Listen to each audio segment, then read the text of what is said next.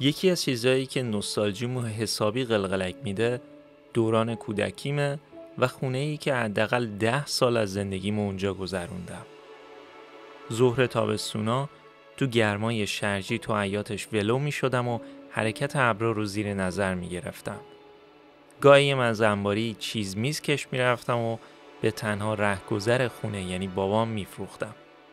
خونه‌ای که فک و فامیلا بعد از سالی، ماهی از راه نسبتاً دوری همگی سرمون خراب میشدن و با بچه‌های فامیل حسابی مشغول میشدیم. خونه‌ای که درش سگا و بازی‌های کامپیوتری رو تجربه کردم. مورتال کامبت، فیفا، نید فور اسپید. اونجایی که بعد از بازی ایران و استرالیا دور پیروزی زدم. از یه جایی به بعد ماهواره داشتیم و به جای شبکه‌های وطنی و حسین و دژمن شبکه NITV فیلم‌های فارسی پخش می‌کرد. سلطان قلبا، ممل آمریکایی، قیصر. اونجایی که حس عجیبی رو تجربه کردم که بعداً فهمیدم اسمش عشقه.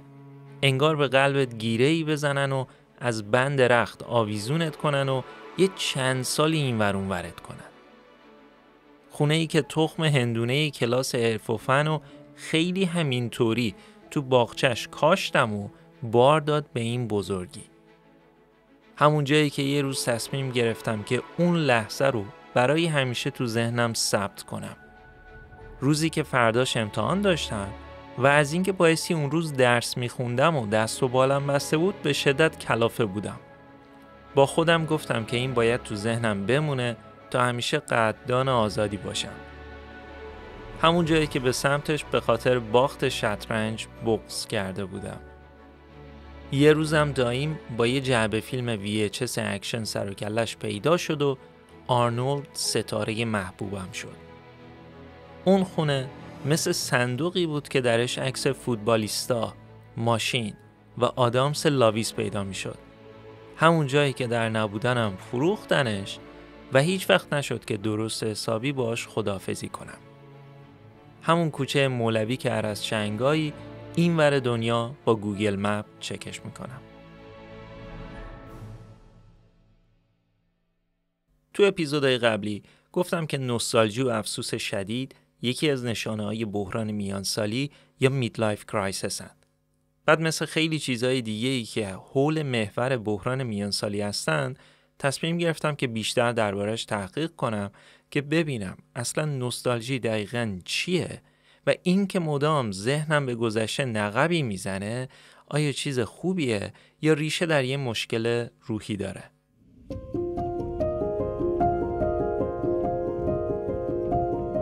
کلاً کلمه نوستالژی حدود 300 سال پیش به قولی اختراع شد، اما اون موقع به معنای دلتنگی یا هومسیکنس بود. این مفهومش با گذر زمان تغییر کرده و الان جاشو داده به اون جنبه‌هایی از دست رفته‌ای که در گذشته آدمی بودند. طبق مطلبی که تو واشنگتن پست منتشر شده میگه که نوستالژی یه حس پیچیده است که آدما تو هر سنی و با هر فرهنگی به طور متوسط چند بار در هفته اونو تجربه میکنن. حالا این سوال مطرحه که نوستالژی چیز خوبیه یا بده؟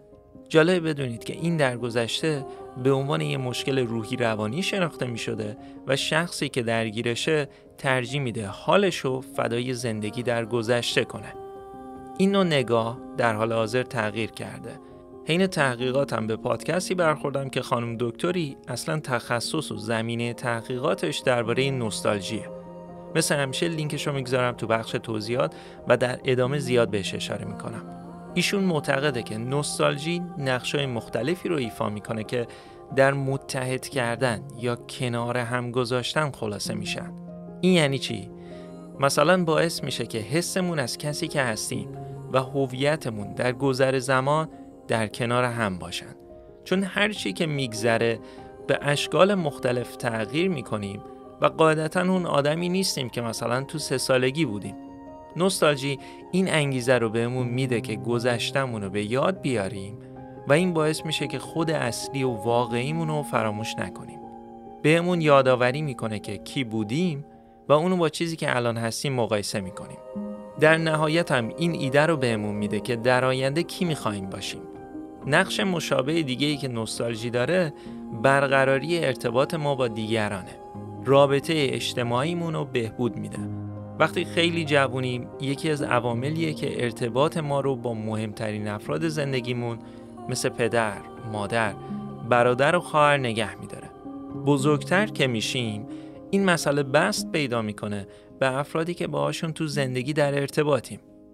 آخرین موردی که خیلی جالبه اینه که 2 حس متناقض یا تلخ و شیرین رو کنار هم میگذاره.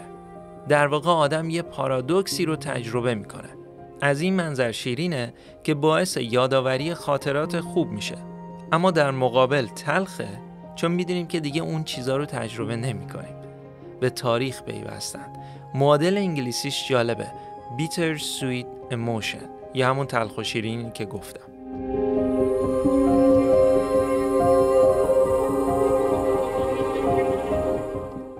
یکی از مزایای نوستالژی اینه که تو دورانی که زندگیتون در حال تغییره یا گذاره شما رو آروم میکنه. چون تغییر چه خوب چه بد استرس‌ساز. دلیلش اینه که 100% مطمئن نیستیم که روش کنترل داریم. چون یکی از جنبه‌های مهم سلامت ذهنی اینه که بدونید همه چیز به طور کامل تحت کنترلتونه. اما وقتی که زندگیمون در حال تغییره، مثلا از دانشگاه فارغ التحصیل میشیم، یه شغل جدیدی رو شروع میکنیم، ازدواج میکنیم یا طلاق میگیریم، حس نوستالژیک آروممون میکنه. چون درسته که نمیدونیم در آینده چی در انتظارمونه، اما میدونیم که چه کسی بودیم و در حال حاضر هستیم. به علاوه اینکه بدونی در گذشته مثلا خانواده‌ات شما رو بدون هیچ شرط و شروطی دوست داشتن، خیلی کمک میکنه تو بحرانای زندگی الانتون.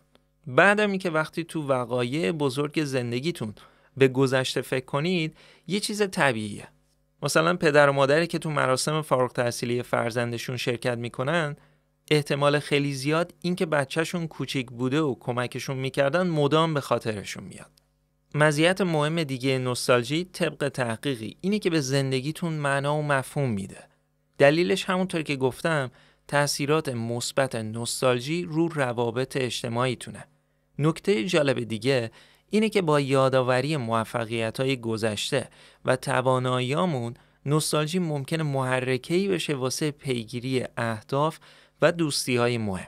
در واقع انگیزه‌ای رو ایجاد میکنه واسه آینده.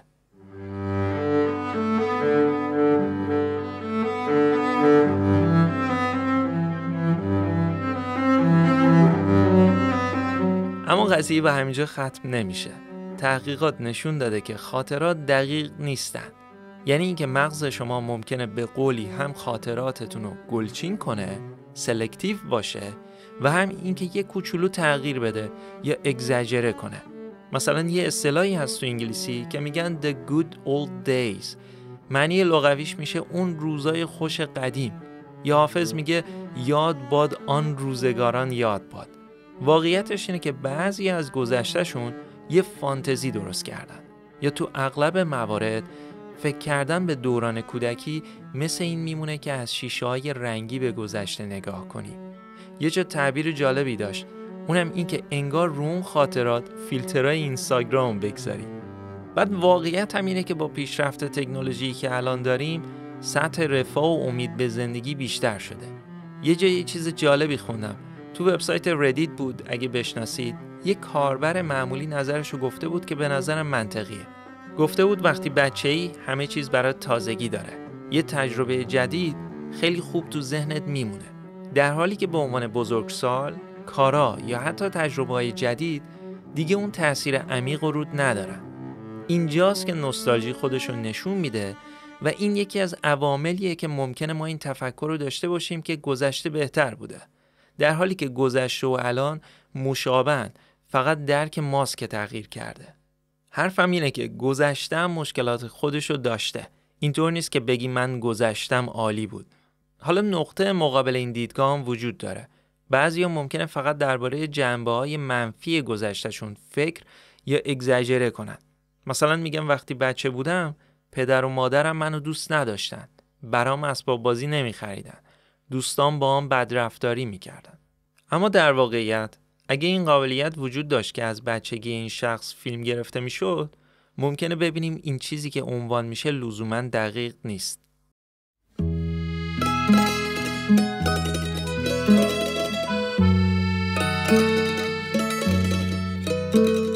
با این تفاسیر هنوز این سوالمو جواب ندادم که آیا نوستالژی و مرور گذشته چیز بدیه؟ اثر منفی داره؟ همونطور که احتمالاً تا الان متوجه شدید، اثرات مثبتش خیلی بیشتره. یه جایی گفته بودن که زمانی نگران کننده است که اگه دیگه بیش از حد تو گذشته غرق بشید، جوری که از زندگی روزمره‌تون بیفته. اما این خانم دکتری که بهش اشاره کردم، استدلال جالبی داره. میگه به قول خودمون این بین علما اختلافه. اما تحقیقاتش نشون داده که احتمال اینکه آدما در گذشته بمونن و اونو به حال ترجیح بدن کمه. دلیلش اینه که همونطور که قبلا گفتم، نوستالژی یه حس تلخ و شیرینه. اون بخش شیرینیش باعث میشه که بخوایم بهش فکر کنیم. اما در عین حال اون بخش تلخش که میدونیم دیگه وجود نداره، یادمون میندازه که باید به زمان حال برگردیم.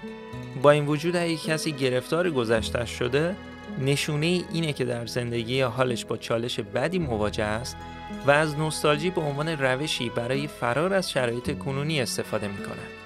مثل همیشه تأکید کنم که من روانشناس نیستم و اینا حاصل تحقیقات و کنجکاوی خودمه. اگه شرایطتون خاصه، حتما پیشنهاد میکنم که با این متخصص مشورت کنید. خب امیدوارم این اپیزود دید بهتری درباره نوستالژی بهتون داده باشه. به شخصه الان که میدونم یه حس طبیعیه و اثراتش در اغلب موارد مثبتاً، سبکتر شدم و دیگه نگران این نیستم که چرا از چنگایی به گذشته فکر میکنم. بازم ممنون به خاطر وقتی که گذاشتید. اگه علاقه‌مندید پادکست دنده سنگین رو تو اسپاتیفای، اپل پادکست و کست باکس میتونید دنبال کنید. قربان شما، خداحافظ.